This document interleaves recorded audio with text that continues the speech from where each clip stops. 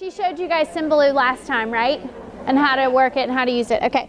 So did she show you how to make a slide or make a tile? Okay. How about sharing it with your kids?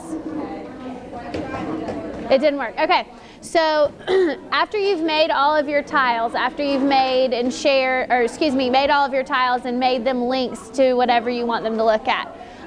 This is the most recent one that I've used with my kids. We did note taking and reading, and so they were all really interested in the Titanic. So I did 4 links to different articles about the Titanic.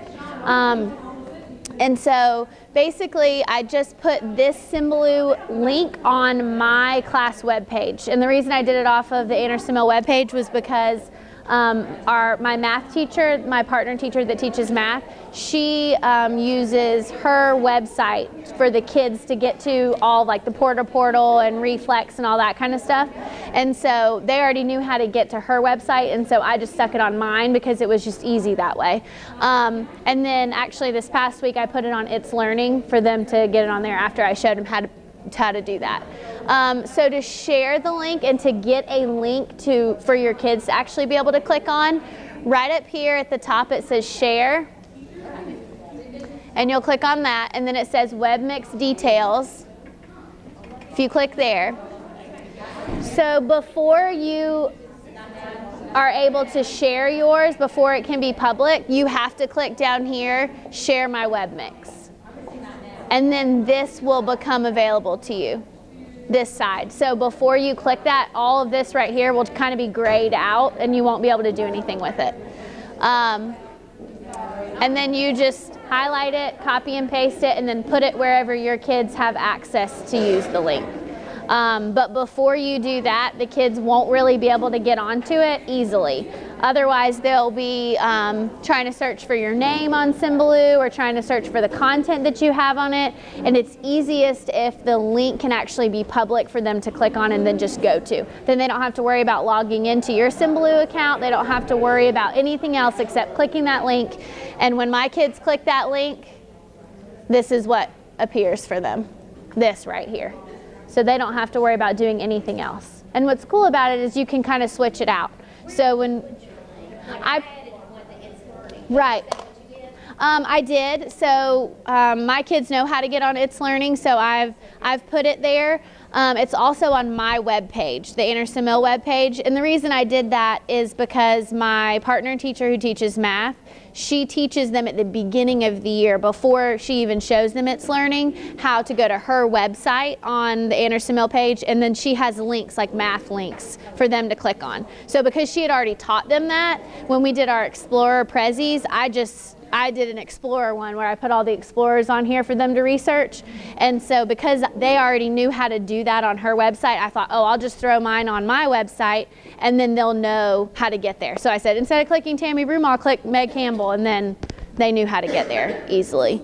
So that's how I found the easiest it is for the kids to actually get the link. Otherwise, like I said, they're going to be worrying about a username and password, another one.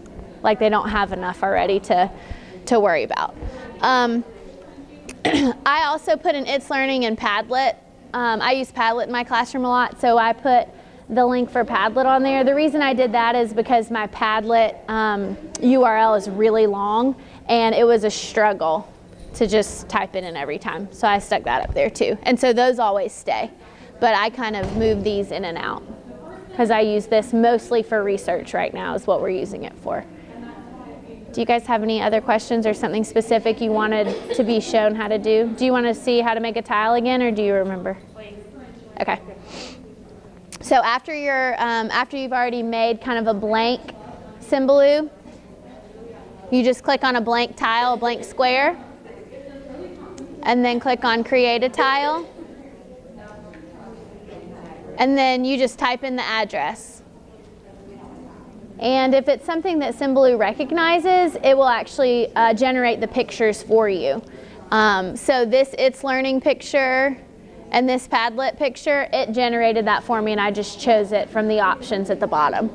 Otherwise, you can, I had a kindergarten teacher at my school, and she was typing some things in, making tiles, and she didn't really like the tile pictures that they were showing her, so I showed her how to just find a picture on the internet and just save it and then upload it to that tile. If you want to do that, you don't have to do that, but for her it was more visual for the kids to be able to see it, to click on it, whereas like my kids can scroll over it and something will pop up. So that name that I named it will pop up when they scroll over it.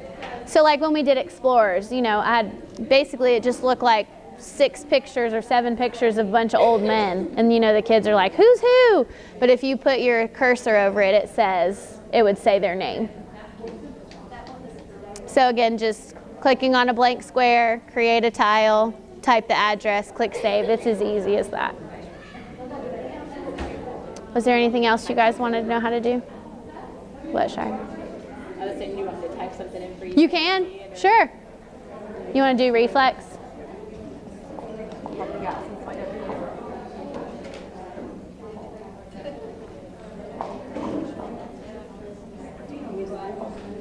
I'll tell you if you're typing wrong.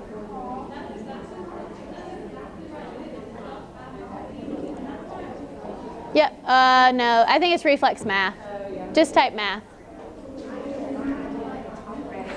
Yep.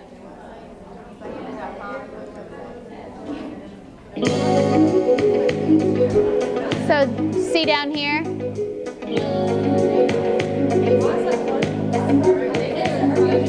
I think it's time to switch.